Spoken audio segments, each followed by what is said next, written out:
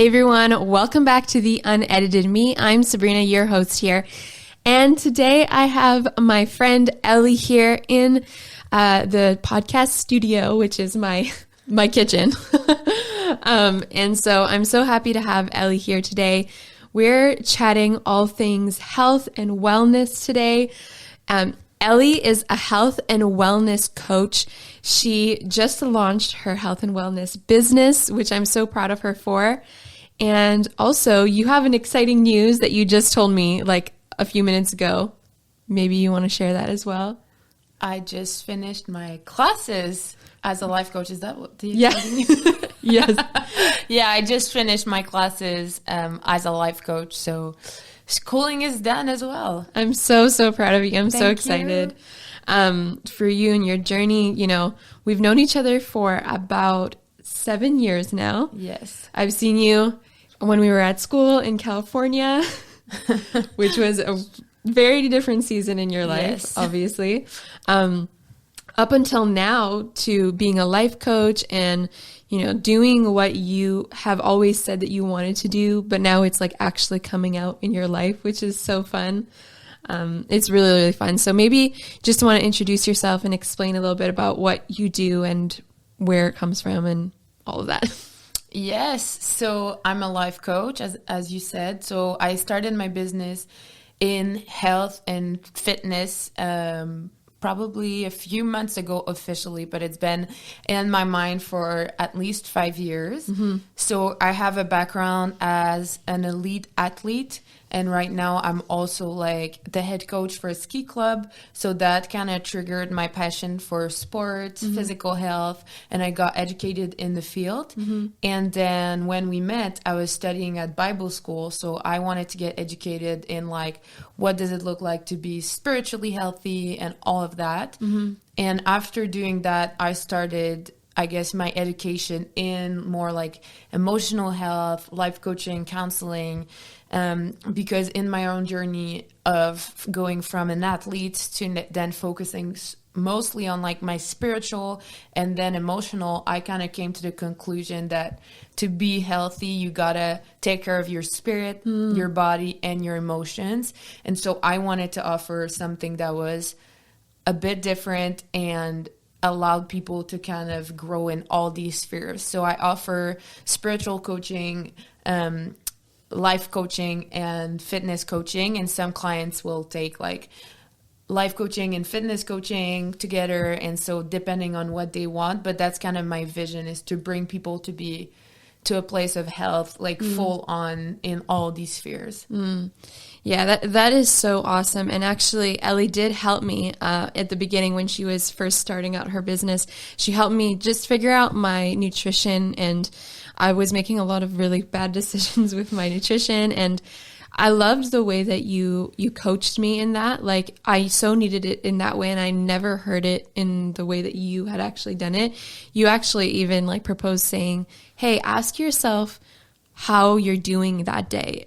Like, what are your emotions going on? Like, why do you want to grab that bag of chips? Why do you want to eat more at night? Did you have a bad day? Did you have a good day? Do you want to celebrate? All of those things. You asked me to ask myself those questions, and that actually really helped me. And it helped me make better decisions when it comes to the way that I choose to eat food. Because that's something that you also said, like, you can choose to eat something bad or you can choose to eat something good. Like, in the end of the day, you get to choose that. Yeah. Which really, really helped me. So I'm so glad that I had like firsthand chance to know that like you do a really good job at what you do, because now I'm able to choose, okay, what am I going to eat this morning that is good for my body, that's going to fuel me. And also, like, when it comes to making personal decisions for my health and for my body, I always think back to the things that you were telling me about working out, and we didn't really touch on that, but you even said like, listen to your body, allow yourself to. So I really, really enjoyed that. Oh, thank you. And it just shows that you have a lot of experience when it comes to the spiritual side of things, because you also see that spiritual aspect. Maybe you want to just go into how that mixes together for you. Yeah, I think for me, it obviously depends on the client I work with. but my knowledge in spirituality helps me understands a bit further into like what the client is going through. And then I have a lot of Christian clients, and so a lot of them comes with religious beliefs that I kind of deconstruct so that they can actually step into being powerful and not just follow whatever they were told to do. But a lot of people do that even if they're non-believers or they're not into spirituality. So even with like the fitness aspect or the nutritional aspect, a lot of people will have emotions around why they're eating what they're eating, or they're going to be in reaction to something that happened emotionally, and they're just going to go and eat that thing. Or so most of the blockage I find in my clients are because of something deeper going on, either emotionally or spiritually. So in my experience, I find that it's kind of impossible to bring someone into wholeness without touching on these things. And I even touch on these with the athletes that I coach that are high level, and they will block somewhere, and sometimes it's emotionally, and the result will be shown in how fast they're going to ski. Oh, wow. But the blockage is in their emotions, in their belief. And so I drill back to what happened there. When did you start believing that? And for a Christian, I bring Jesus into the equation, where I'm like, is this belief biblically true? Is this belief aligned with what Jesus said? And so I really bring Jesus into the conversation.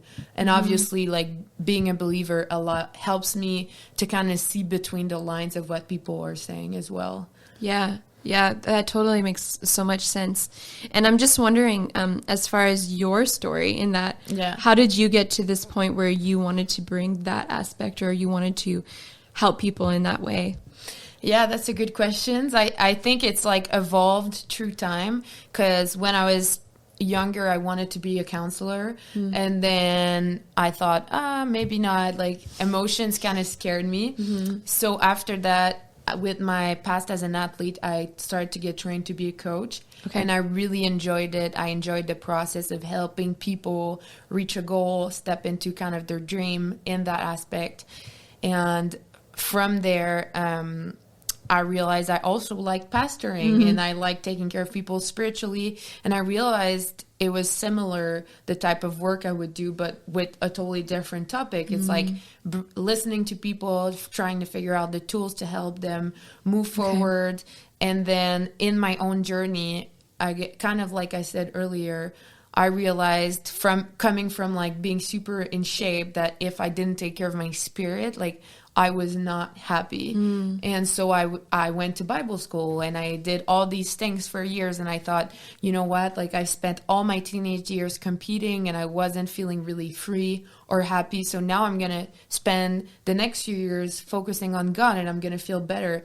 And I did all of that, and I did feel good, and I did get some level of freedom. But I was like, there's something still going on inside of me where, like, I felt blocked. And then I started to go see counselors, therapists, and that really kind of helped me to kind of start to touch and see what freedom looked like, or at least believe that I could get closer to be free in all aspects. And that's when I realized, like, oh, like, I can be the fittest woman on earth, or the person who prays the most, or the person who looks at my emotions, but I'm never going to be truly powerful and truly walking my dream if I don't look at all these three spheres and really take care of them. I looked at my experience, I looked at my history, and I realized, like, oh, I'm trained in all these spheres, and I want to keep on getting trained so that people can experience the freedom I've experienced. Yeah. Because I think, like, my story just carries the hope that, like, I was somewhere that felt really low, and now I'm totally somewhere else. So emotionally, on a spiritual level, and even on a physical level, like, I had really big injuries. Like, people told me, you're never going to be able to run again. And I got healed from it through, being coached in it. And so in all spheres, there's been so much breakthrough for me that I don't think I can look at a client and ever say, like, there's no hope for you. And so I think it came from that desire in my heart to let people know, like, there's freedom for you, there's greater health for you, and you can learn to be powerful. Yeah. And most people, when they get healthy in all these three spheres, it touches everything else, like their finances, their relationship. Yeah. And so that's kind of what my heart was in that. That's awesome. That's really cool. I'm wondering, like, what do you do when somebody comes to you and they feel like they're hopeless, like they don't know where to turn? Maybe they're overweight, maybe they're underweight, maybe they're just eating really badly, or they haven't been taking care of their spiritual life. What do you do in that circumstance? That's a good question. Most of the time I ask questions. That's kind of what we learn to do as life coaches. I'll ask questions to understand where it's coming from, like where did the hopelessness start? And then I'll start from there. And for most people, their hopelessness started with like an event, or, you know, oh, I gained 30 pounds, or something hard happened in their life. And most of those people, I've never had compassion for these stories. So I'll listen to them and actually validate them and bring compassion, so that from there, once they've been affirmed, once they feel like they have actually space to grieve whatever they lost, or grieve maybe their dream, then I can say, like, okay, how can we now move forward towards hope? And so I spend the time to do more like a counseling work before I move into the coaching work. Okay. And why do you think that they've never even been able to accept that grieving situation? That's a good question. I think most people are disconnected. And I think when we have pain, the tendency for most people is to become disconnect, or to just kind of shove it down. And I think there's just so much shame around, you know, the area of health. There's so much confusion, like so many people are saying so many things. And so I think in that there's always this sense of performance with like physical health and with spirituality as well. Like in the church, there's that too, where it's like, I got to perform. So people come and they're telling me what they think I want to hear. And I'm like, okay, that's not what I want to hear. I want to hear what's actually going on. And I think for most people, they don't have friends or people around them that will actually stop and hear what they have to say, because most people want to just go on with life and they don't want to hear the messes of other people. Yeah.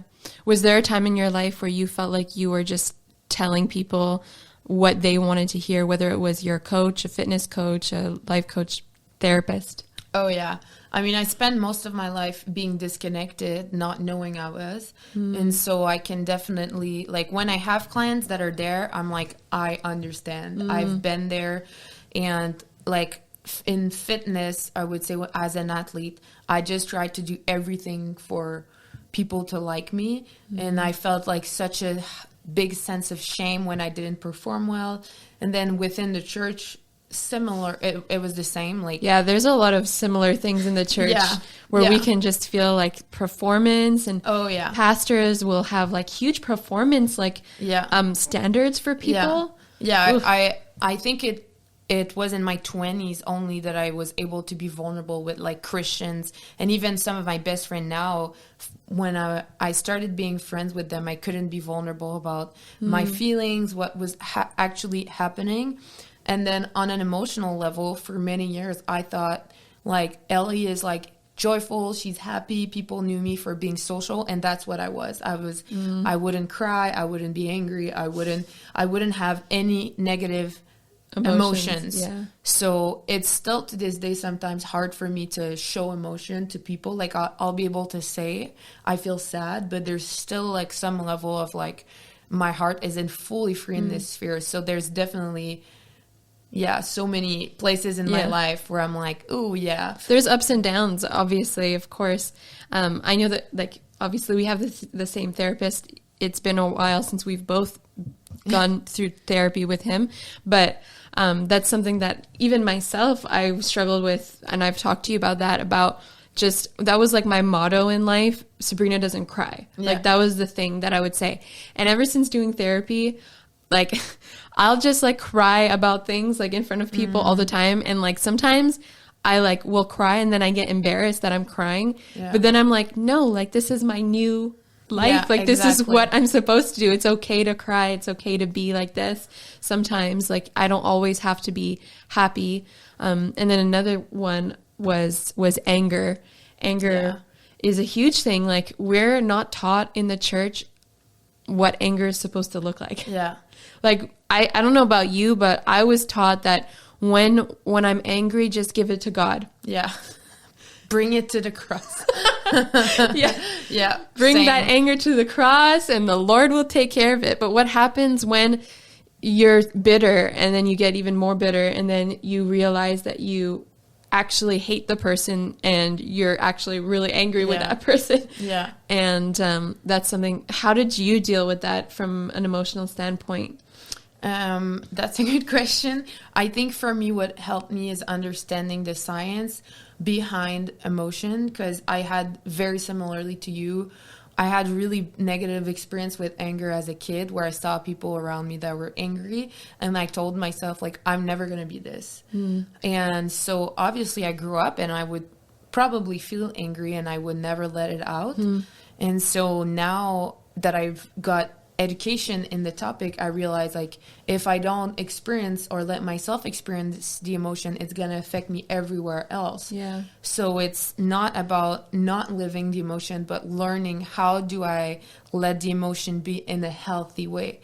And for me, like anger was a big thing, and I still feel like I'm not the best at letting anger be, in the sense where when I'm angry, I feel like this 5-year-old kid who's out of control. And that's because probably from the age of 6, 7, I told myself I'm not going to be angry. So now it's been a process of 2 years. So now I'm 27. So imagine from 5 to 25, I didn't allow myself to be angry, fully angry. Yeah. So now it's been 2 years that I'm allowing myself to be angry. And I'm not someone who's that angry. So when I feel angry, I have this feeling of a kid and I feel really out of control. So because I have the science that I know, like, okay, I'm okay letting this be, I can explain to people and say I feel like a kid, and I've grace for myself, knowing like I've never learned how to process this emotion. I've learned how to process sadness, or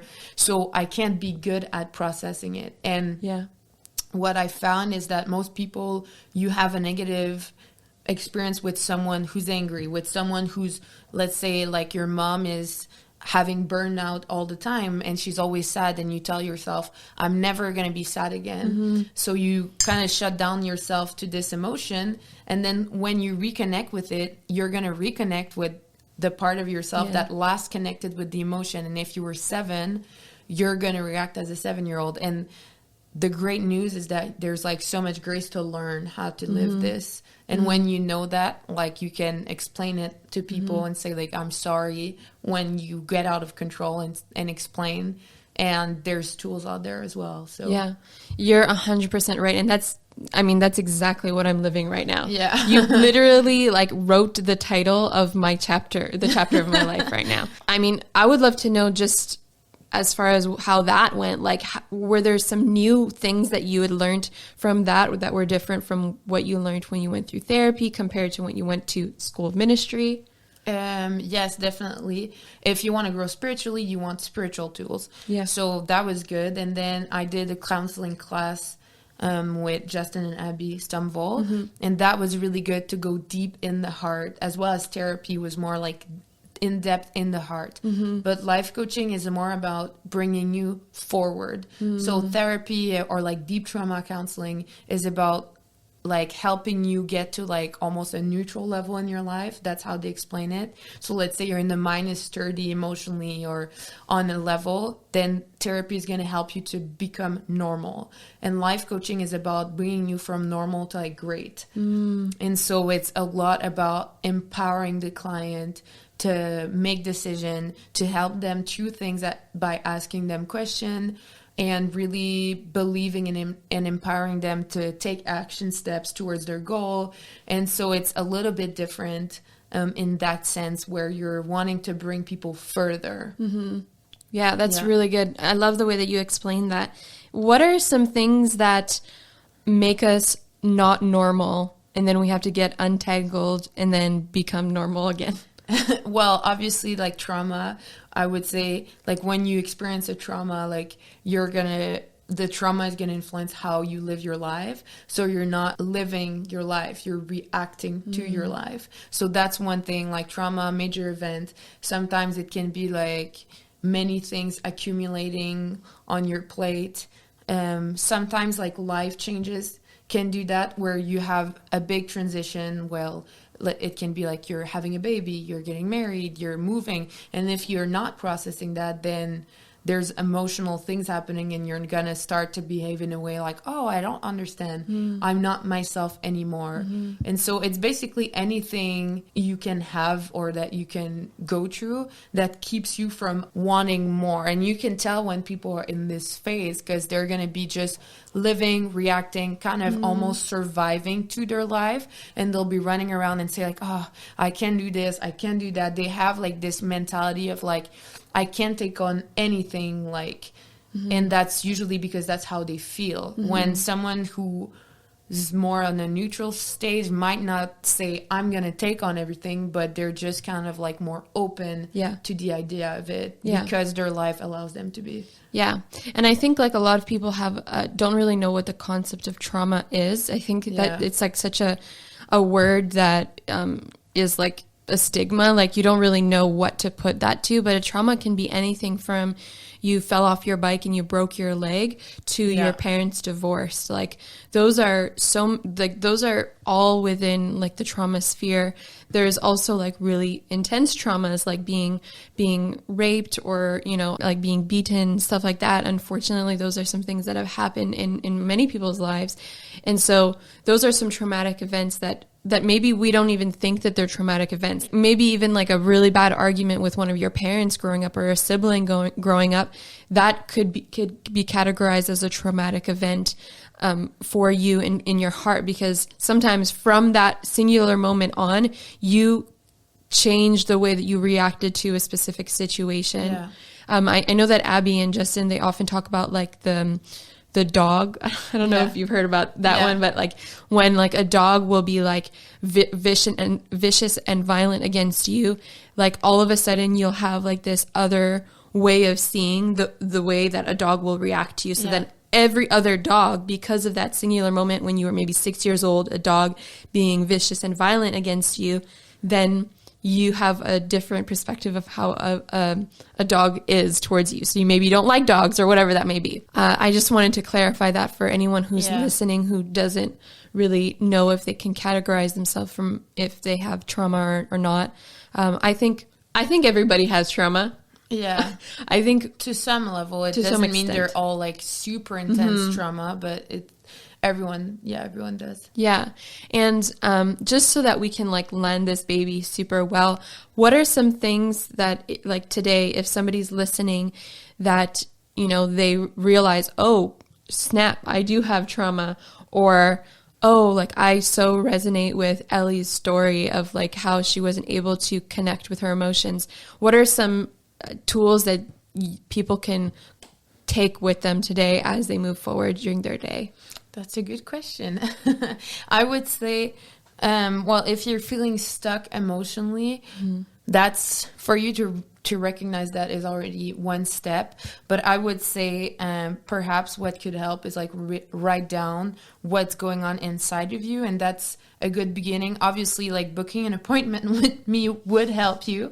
But if that's not something you want to do, I would suggest like, writing down what you're feeling, and then probably like invite someone in your process. Like if you have a place where you're emotionally feeling like you need to process something, invite a friend that you trust, because your heart probably needs compassion. And I think that's like the basic for like to start a journey. Like you can't go towards healing or towards like solution if your heart hasn't been met with compassion. So you can apply compassion to yourself, but most people don't know how to do that. So the easiest way would be to like write down what you're feeling and share it with someone who can listen. Mm-hmm. And choosing the right person, right? Yes, exactly. Choosing the right person is so key, because sometimes, you know, we just tend to go to the closest friend that we have. And maybe it's important to just maybe reach out to somebody that we don't really know. Yeah. Or somebody in our friend group that we know is going to keep that thing really close to their heart and is going to celebrate you, bring compassion towards you, whatever you're needing in that moment. There are some friends in your entourage that will not necessarily do that for you. So it's just thinking, okay, who can be that person for me in this moment, and who can I be vulnerable with? And there's also that aspect of what's the difference between vulnerability and transparency. Yeah. And transparency really looks like come into the room, but you can't sit down. And vulnerability looks like come into the room, sit down, make yourself at home. And so if you are feeling like you're doing that with somebody in your group of friends or one-on-one, then that's the step towards healing that you're taking. That is actually letting someone into that heart place that may be hurting. So yeah, thank you so much, Eli, for being here. You're welcome. It's been so great to have you. I loved everything that you talked about. Honestly, like it actually spoke to me. And there are some things that I definitely am like going to be thinking about for the rest of the day. I really enjoyed talking to you. Thank you. I wish it could last longer. If you guys have not followed Eli yet on social media, you can go and follow her. What are your social media handles? It's Eli Plant, Eli Plant with an E at the end. There you go. So go ahead and follow Eli. If you have not yet subscribed to this YouTube channel, go ahead and click subscribe and comment down below if any of these things that we talked about resonated with you. Thank you so much for listening. Click that like button, guys. It's so important. It really helps with the algorithm. Thank you so much for listening. Have a great rest of your day. Bye now.